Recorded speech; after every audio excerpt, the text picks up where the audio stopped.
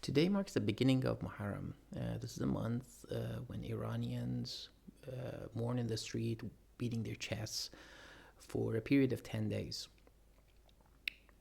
But where does this tradition originate from? The answer is not in Quran. It's actually in a 4,000-year-old tablet, and I'm going to tell you about it today. So there was this ancient Sumerian god called Dumuzi. He was a king in ancient Sumer. His wife was also a queen, and her name was Inanna. One day, Inanna descends to the underworld.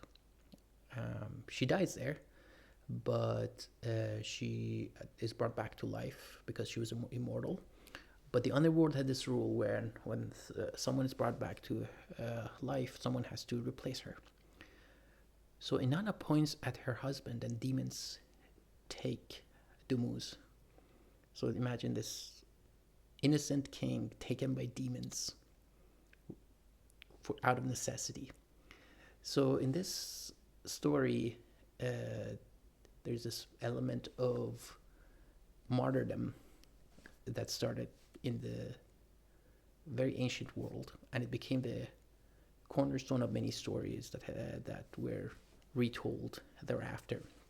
So let's fast forward to 580 BCE, when Babylonians were ruling over the Middle East and current present-day Iraq.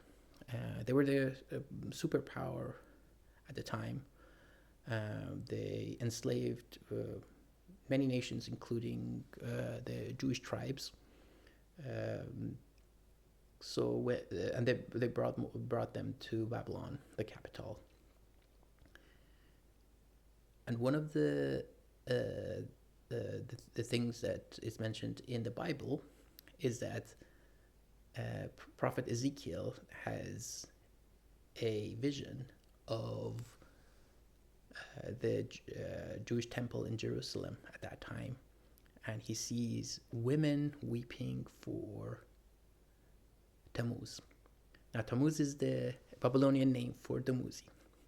So now imagine, you can think of Jewish people as these single god, one god nation, whose women are weeping for a Sumerian god.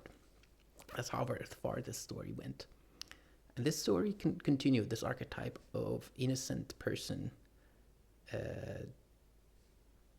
dying, becoming a martyr,